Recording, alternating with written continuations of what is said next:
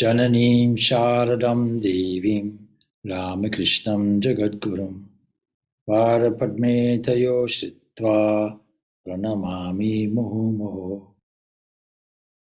I'm taking shelter at the feet of Sarada Devi, the Universal Mother, and Ramakrishna, teacher of the world.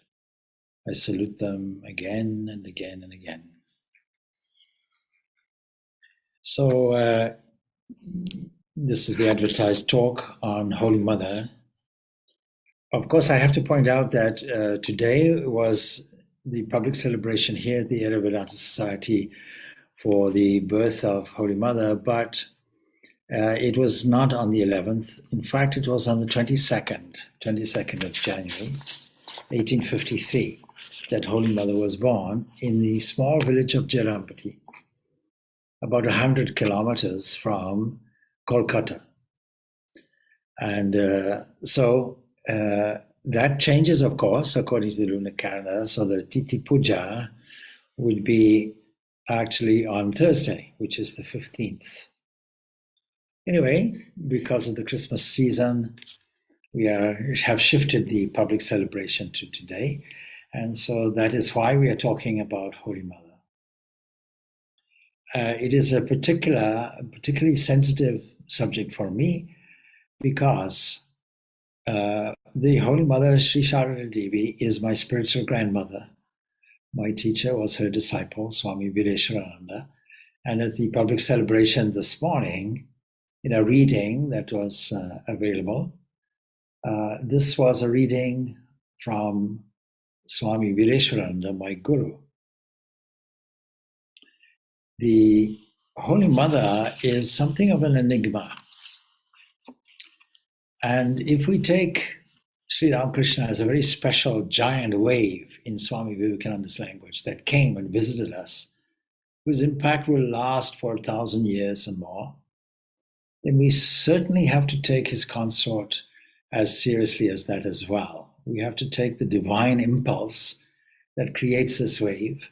And as the Srimad Bhagavad Gita tells us, the cosmic balancing power becomes flesh and dwells amongst us from age to age, where there is a need, where there is a disharmony. And we wonder, what was the disharmony in the 19th century?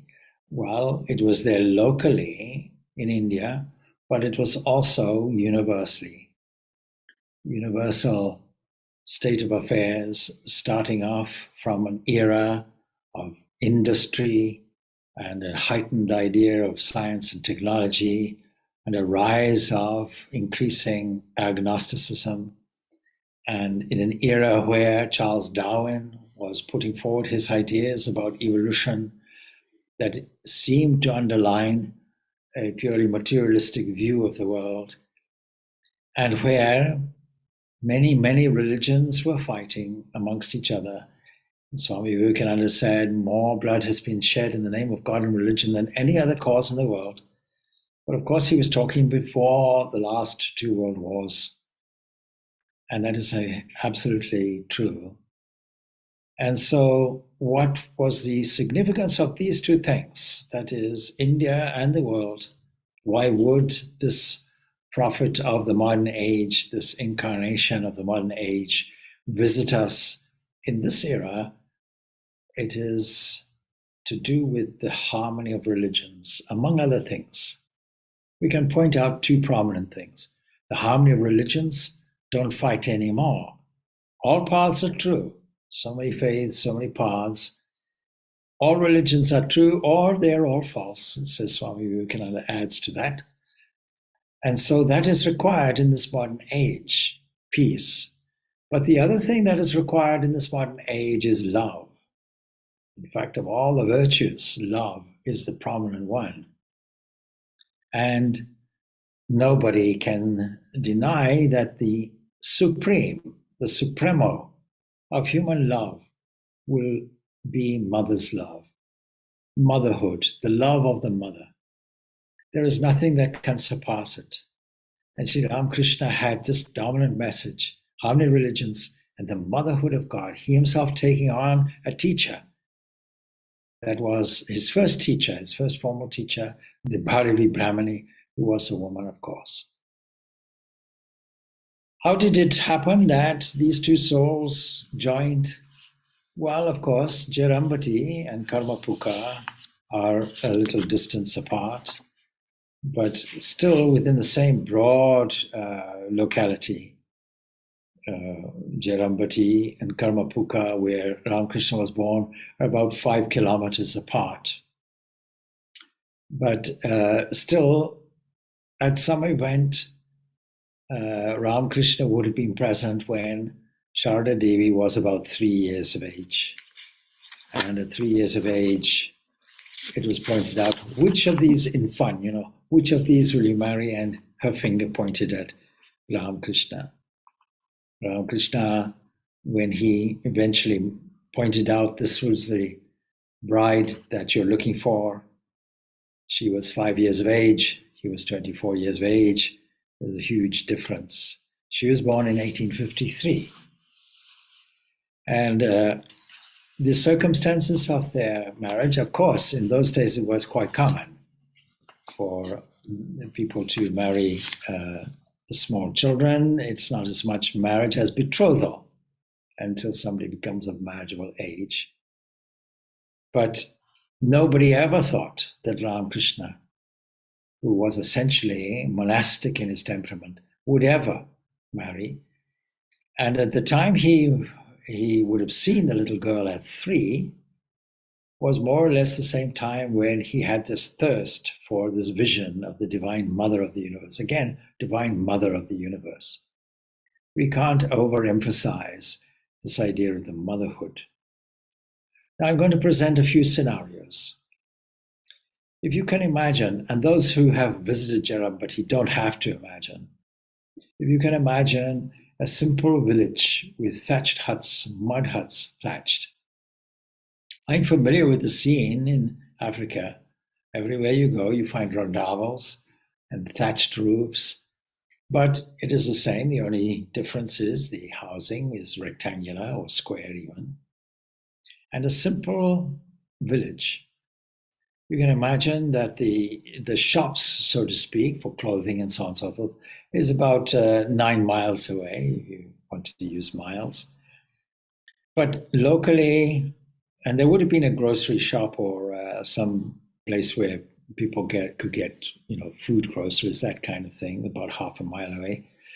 And in this village is a barber family, a blacksmith family, a confectioner's family, and provision for milk because people looked after cows and they were able to sell the milk also.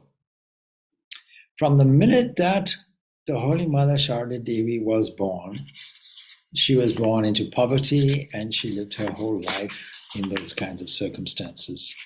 And we have to ponder how significant this is. If we take this twin arrangement, Ramakrishna and Holy Mother, as two sides of the same coin, then we certainly have to see that there are precedents in terms of these huge waves coming and going. Some of them, like Jesus and Shankaracharya say and so on, would have elected to be entirely out of the household life, but Krishna, Rama would have been entirely in the household life. In Ramakrishna and Holy Mother's case, they were in the household life, but lived in a purely chaste way. They lived in a celibate way as monk and nun.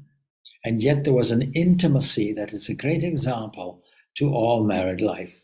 Previously, and even today, the ideal marriage would be Rama and Sita. And on Saturday mornings, normally speaking, I tell the story of Rama. And you see the whole virtue of Rama and Sita and their close connection, also two sides of the same coin. So what is the purpose of that? The purpose of that is several purposes, really. One purpose is that the two have to come together. One complements the other. You cannot have one without the other. One is a supporting role to the other. But the other is the exemplary role in so many different ways. Imagine if there was somebody who has purity, humility, self-control, self-sacrifice, non-violence, truthfulness, modesty, detachment, compassion, courage, forgiveness, fortitude. Imagine there was somebody like that. Would we not look up to that person as an ideal person? And if that person was feminine, would we not look up to that person as the ideal woman? And there you have Holy Mother Sarada Devi. Her original name was not really like that, but circumstances came about so that a relative whose daughter had passed away asked Sarada Devi's mother, please, won't you actually name her Sarada? And so it happened. But there again, we don't find any accident. Because Sarada means autumn, and incidentally means Saraswati. And if we were to say that the Divine Mother of the universe that represents nature, that represents Maya, that has these components of hiding and revealing and projecting, how would they appear on this earth? They would appear exactly as Holy Mother appears. Her glory is hidden. Ramakrishna, it is not. Ramakrishna goes into ecstasy. Ramakrishna dances. Ramakrishna cannot control his samadhi, any clue, any slight hint, and that is it. And this ecstatic state made it seem that he was unfit to fulfill his priestly duties in Dakshinasva. And so the temple authorities and the family and all of these tried all kinds of medicinal routes to restore what they interpreted as complete madness. It wasn't the first time. When he met Bhairavi Brahmani, Ramakrishna said, am I mad? I have these burning sensations. I have this, I have that.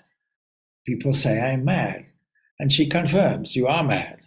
But you see, everyone's mad. Some people are mad after gold. Some people are mad after pleasure and sense pleasure and sense gratification. So you are mad after God. It's a right type of madness. So when they thought, householder life would control this kind of madness, he then said to them, why are you just fruitlessly looking for a girl here and there?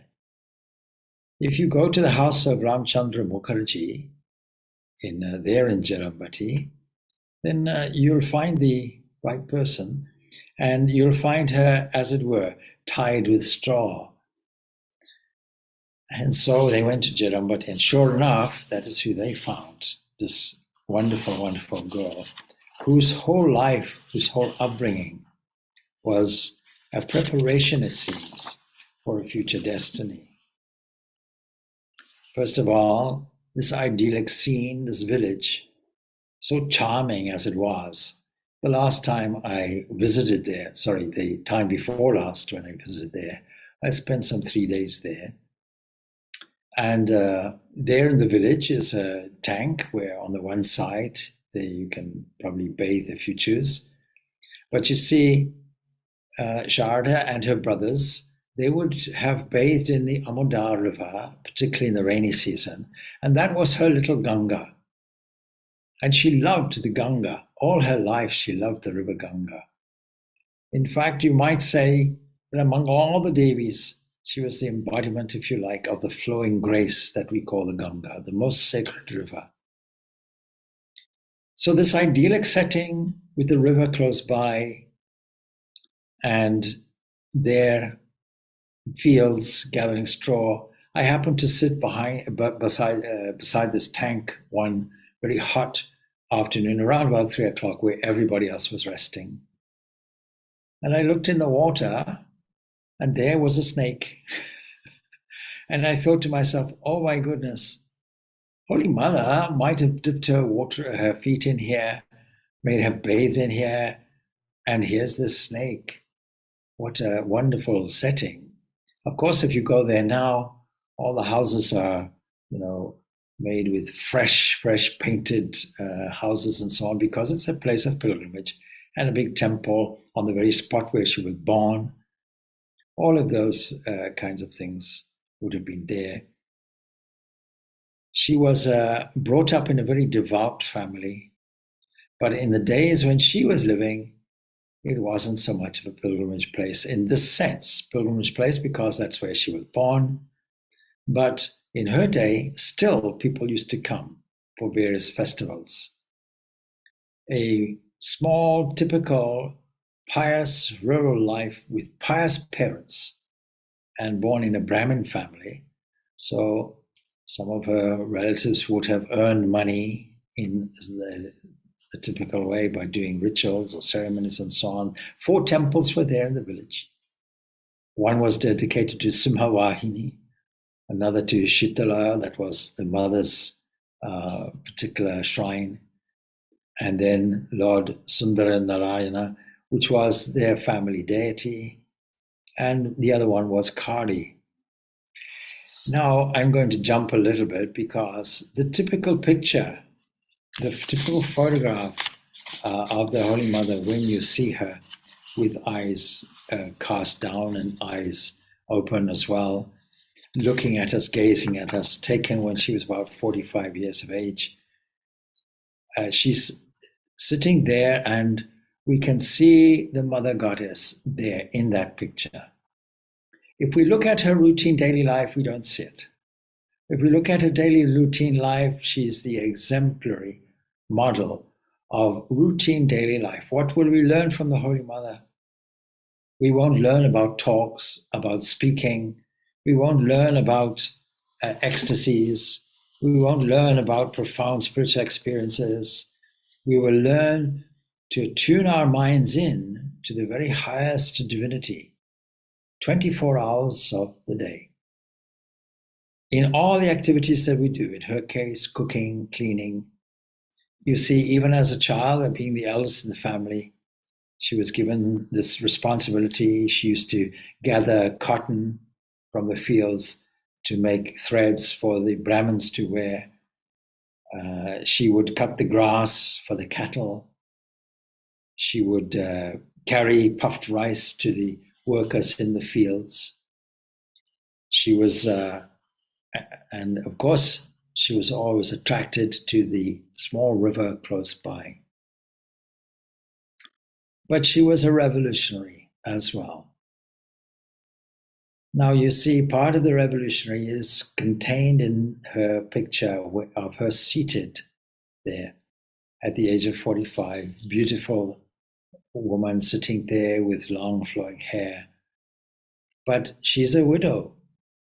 And we have to remember that when her master, in his own words, passed just to the next room, he gave her several visions and said, and begged her, please, you've taken off the border of your cloth and taking off your bangles, like any widow should do. But please put these back on. How can I do that? People will scandal against me. They'll say, what kind of person is this, going against tradition and convention? But she had to do it, and she did it. And I often ask myself why, because the white cloth, you can see there, Saraswati, Mother Saraswati. And then the bangles, you can see Mother Lakshmi. And this is compatible with her father's dream that he had before she was born. He had a dream of Lakshmi entering into his life, being born to him. That is the one vision. Her mother also had an experience. And her mother was there by the bell tree, and she also fell down. And in both cases, they had a vision of a little girl coming and putting her arms around their necks, each one independently, lovingly, and saying, I'm going to be born. In the father's case, she was dressed in a red dress, and he said, yes, that's Lakshmi. And both of the parents were convinced of the divine birth that was about to happen for Sarada Devi. In her own life, we don't find any evidence of that, because what would we expect to find if the Mother of the Universe comes, the embodiment of Maya? We would expect her to be veiled. We would expect her to veil her divinity. And at moments, we would expect her to project that, and she did this so much in her role as teacher. She wouldn't have recognized it as teacher. She recognized it more as mother. Why are you initiating all these people? You don't know. Half of them won't practice anything more than that. Never mind, I'll do it for them, she says. They don't have to do anything. What beautiful teacher. I don't think there's any teacher like that alive, as far as I know, who has that generosity of spirit, who says, no, you don't have to do anything. I'll do it for you. I will do it for you. Why do you do all these things? Why do you take anybody you like? Anybody who, asks for initiation, you don't give them a detailed instruction. You just give them the mantra. This is what can I do? As soon as they say mother, you see, I'm a mother. So she was the absolute model of the motherhood of God. Now, if we see, we've identified her as Saraswati, we've identified her as Lakshmi. What about Kali? What about Durga? What about those aspects? We can see episodes in her life where she asserted that nature, where she would pounce on somebody who was chasing her. And the very lioness that she was internally came out. But otherwise, she never exhibited that. She was all loving kindness, even removing the leavings of her own disciples and taking them off, clearing up after them. And against protestation, she would say, no, I am your mother, you're my son or my daughter, whatever it was. And the compassion that she had when one of these devotees would leave her, would go, she would walk with them to the river, the kind of boundary of the village, and there she would say goodbye to them with tears in her eyes, and she would stroke the chin or give some sign of affection and stand there waving until the person left was in the distance. I don't think there's anything recorded in history that exhibits so much motherly love. I know that there was on one occasion I had where somebody was asking for Diksha, and I had no way to do it. And I said to somebody, is there a special place that I can use? And they said, no, we don't have anything. I said, well, it doesn't have to be a special place. The Holy Mother did it on the railway station. There was an occasion when she was on a railway station, and there was a person there who recognized her. Oh, there's my Guru. And she recognized him, and there and then she gave the Diksha on the railway station. And the person trying to look for a place said, that's okay. He says, we have a railway station nearby. So this is the Holy Mother. What can I say about her? No words can express her divinity. And if we take the Holy Trio as we present them in our shrines, we see the whole Trinity coming out. What do we mean by that?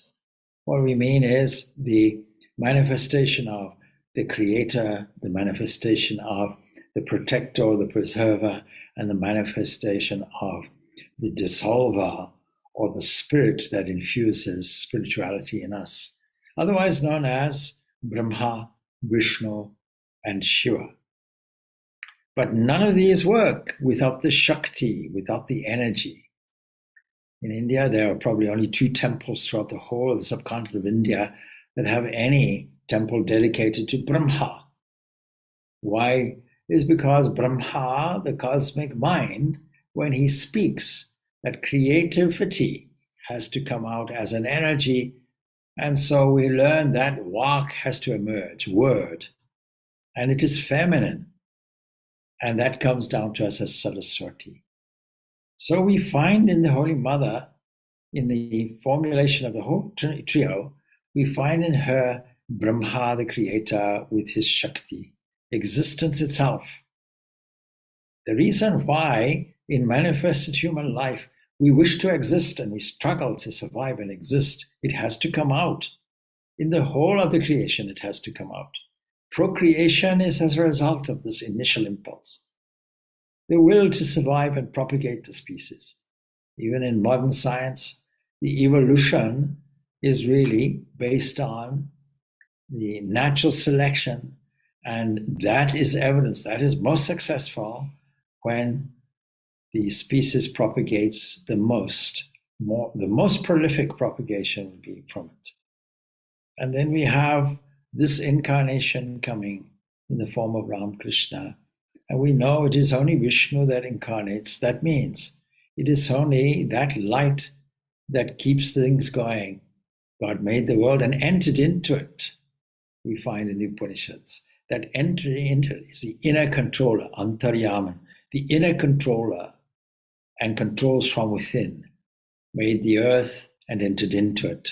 Made the body, entered into it. Everything you know, everything you can see, makes it and enters into it. In other words, that Vishnu is the whole world.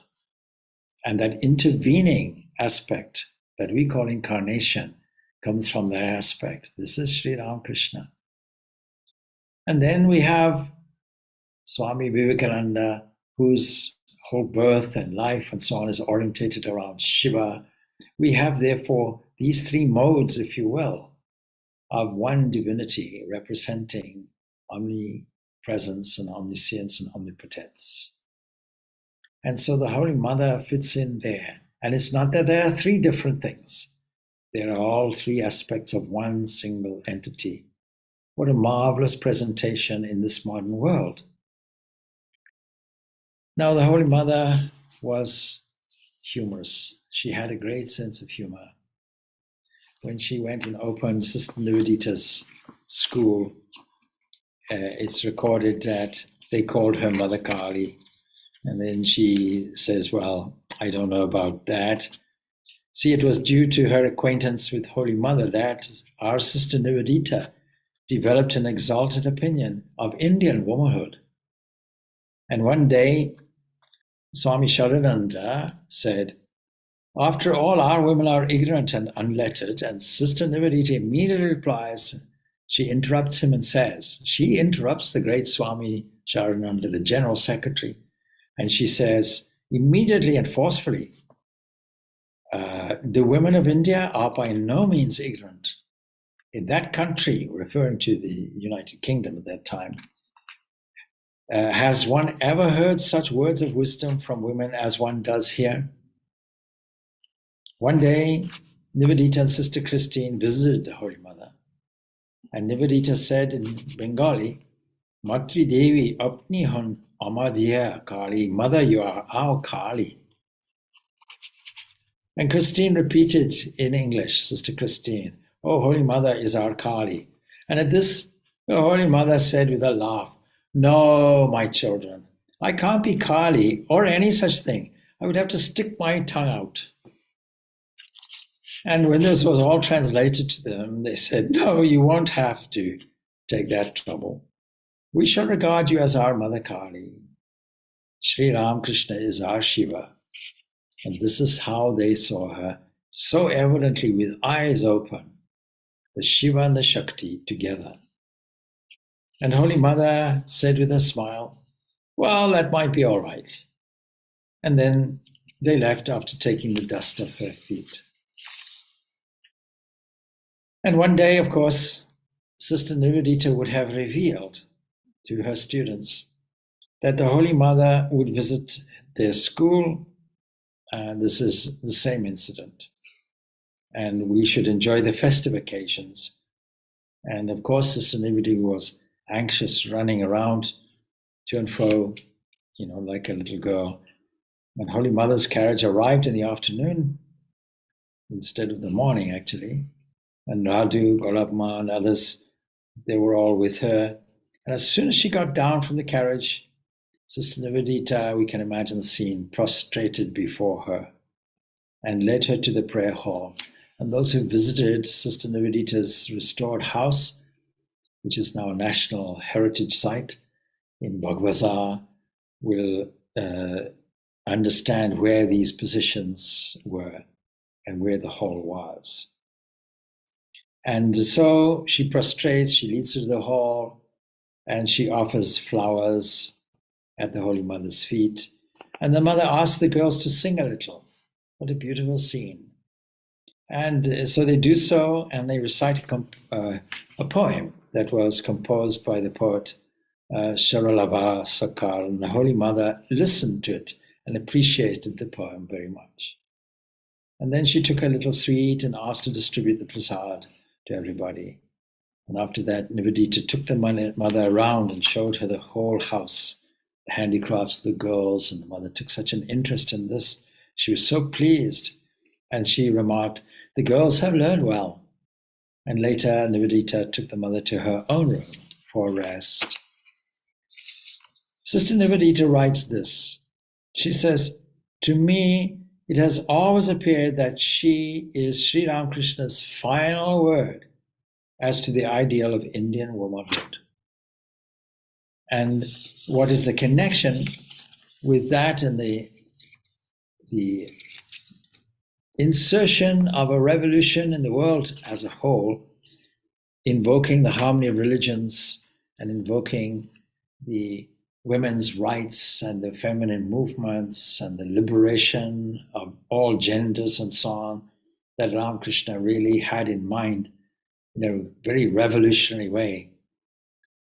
Because, you see, India's political freedom released the teachings to the world through Swami Vivekananda.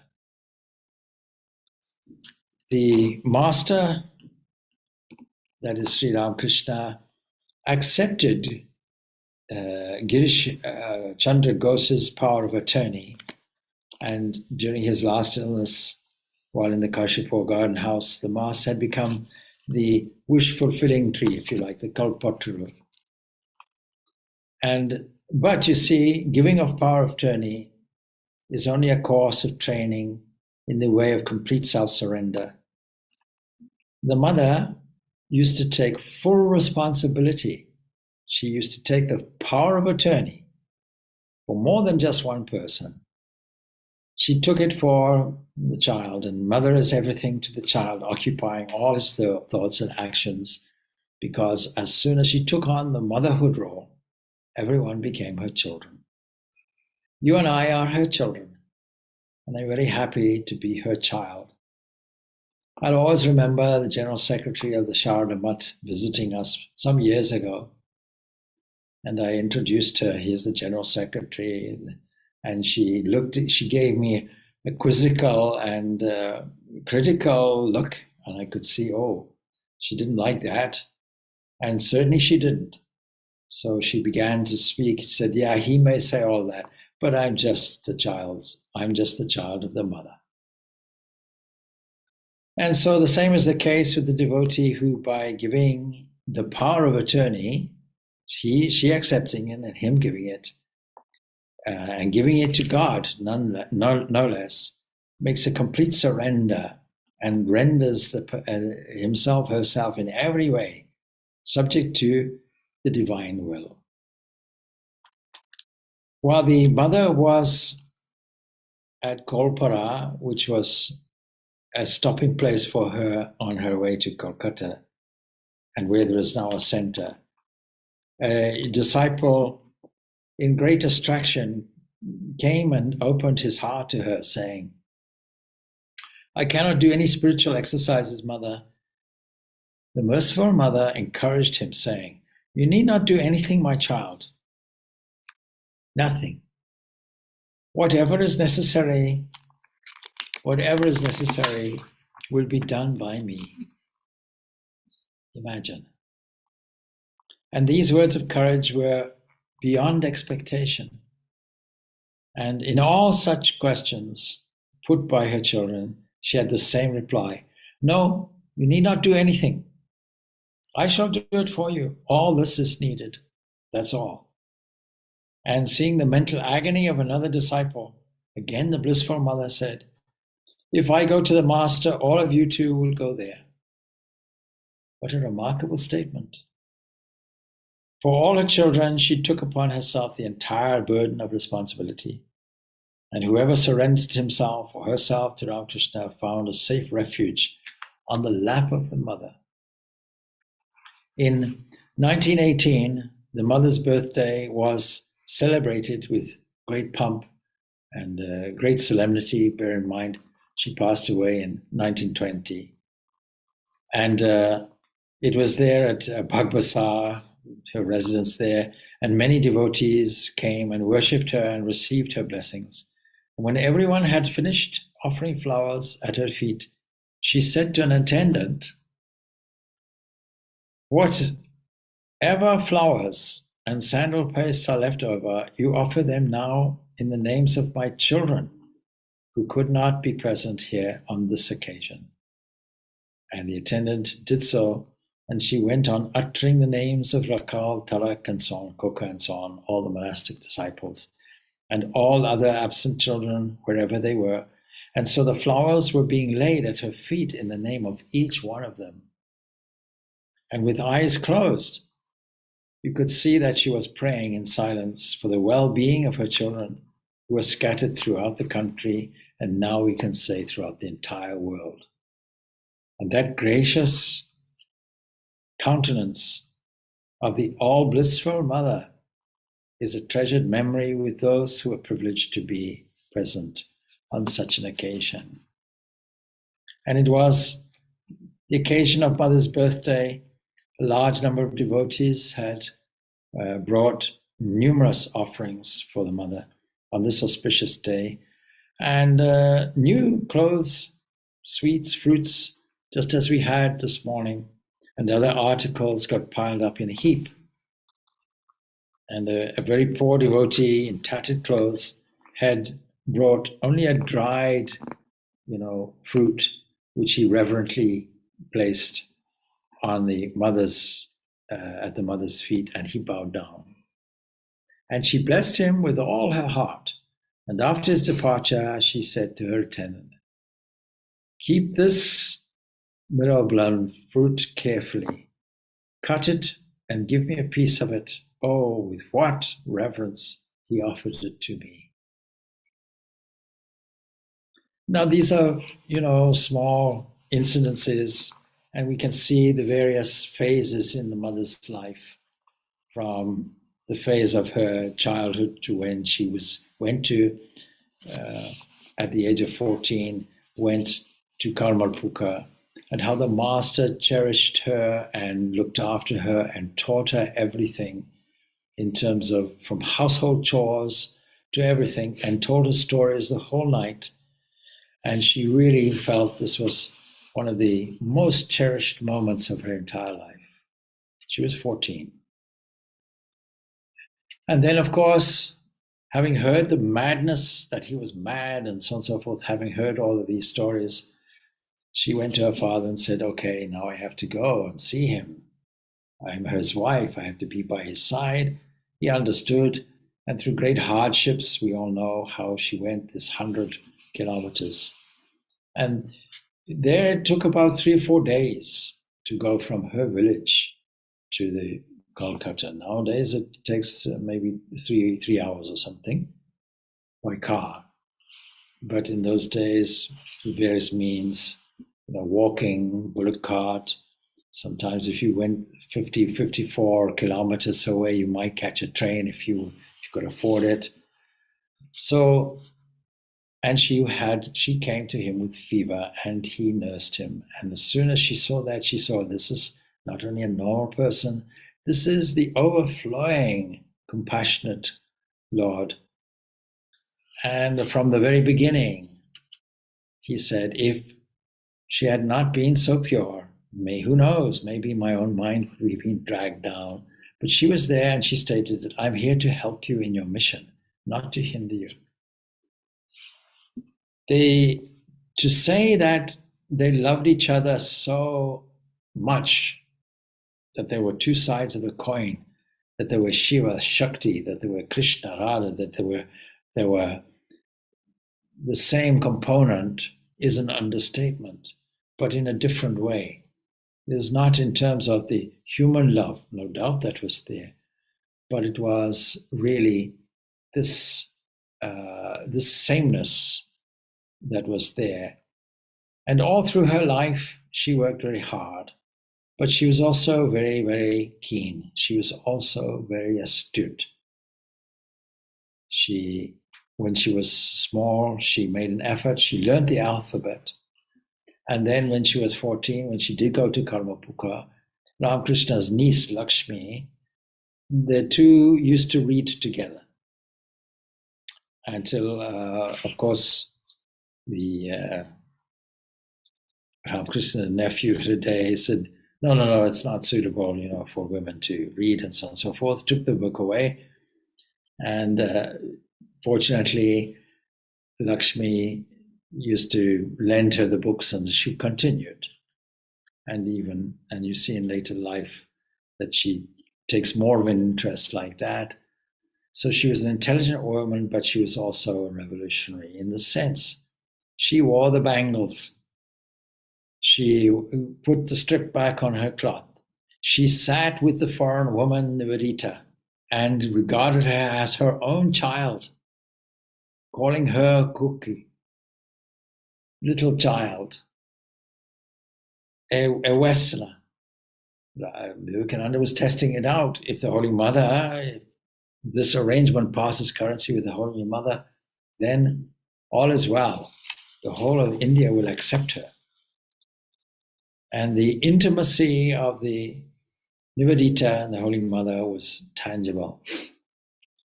I heard once that it said that Nivedita, who was such a giant personality, you may say when she walked into a room, people took notice. She had a commanding presence.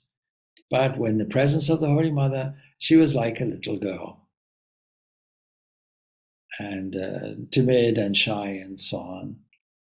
So this was the effect that the Holy Mother had on her, a great revolutionary. But also so modest, not complaining whatsoever. That does not accuse or demand or complain. You see her words.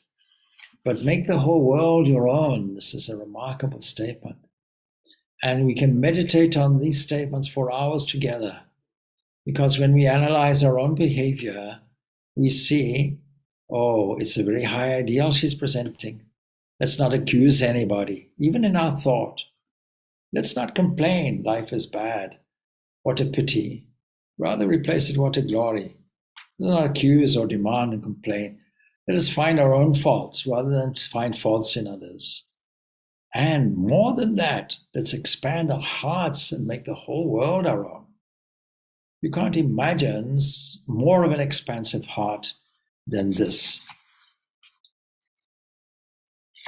So, when she was small, of course, there was a particular incident in as much as there was a famine throughout the country.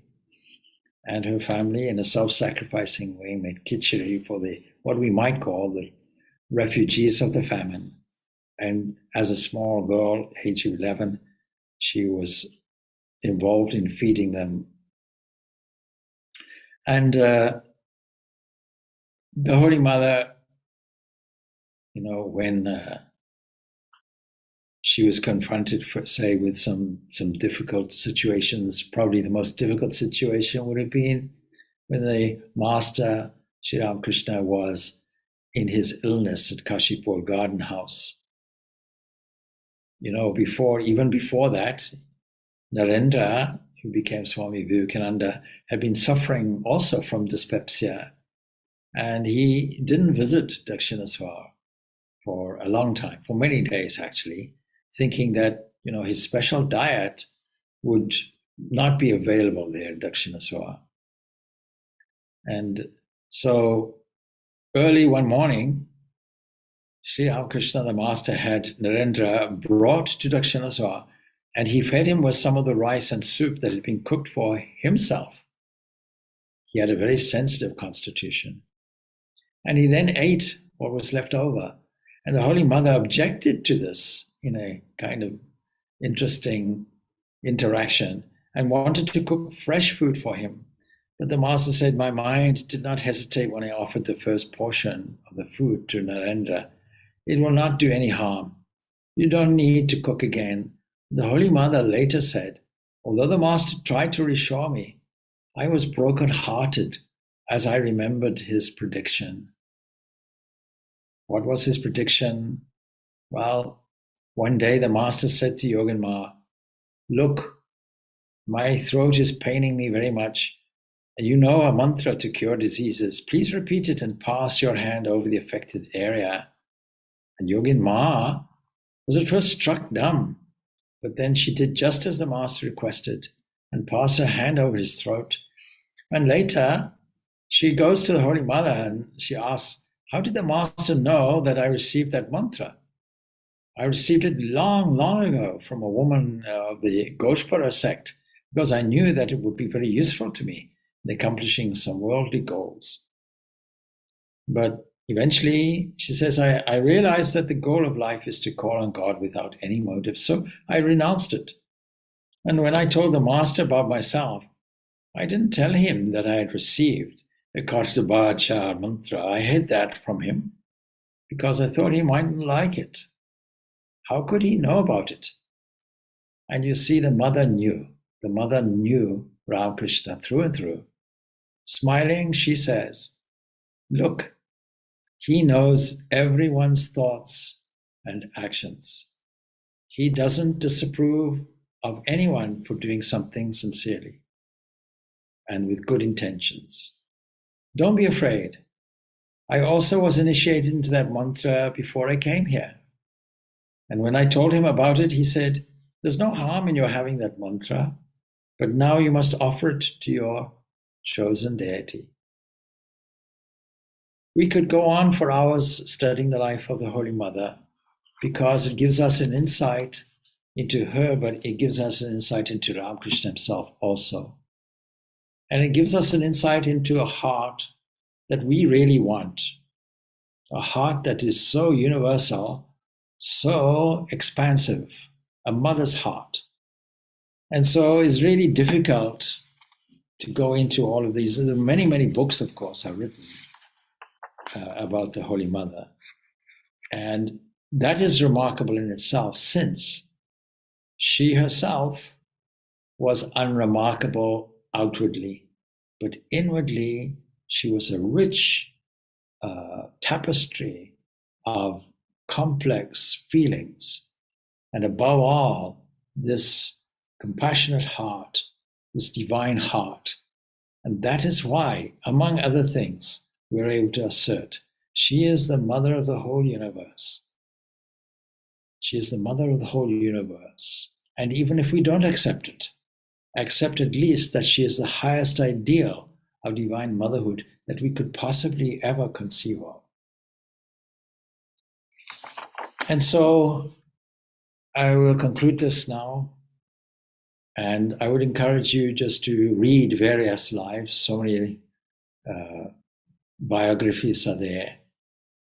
I have quoted partially from a biography that is a composite biography by Swami Chetananda. But I also have with me, and I keep it always with me, Sarada Devi, the Holy Mother, by Swami Purnananda, who I happen to have met in my lifetime, a disciple of Holy Mother, and an attendant of Holy Mother also. And this remarkable book that we managed to publish in Africa already is so close to a devotee's recollections of the Mother in terms of her biography. If you manage to get to her birthplace of Jarambati, what a wonderful pilgrimage you'll have there. Going there for 2-3 days at a time and staying there, I think transforms your whole life, because you get a sense of the Divine Mother and the exact spot where she was born and where she was. And even when a house was constructed or a house was made available to her in Kolkata, the Ma's house there at Udbodhan, only because the disciples of Ramakrishna realized, and the household disciples also realized, oh, she really needs a place to stay. So many people are coming to see her. And even amidst all her deprivations in her life, she never complained to anybody. She was the absolute epitome of fortitude, the quality of titiksha, compassion.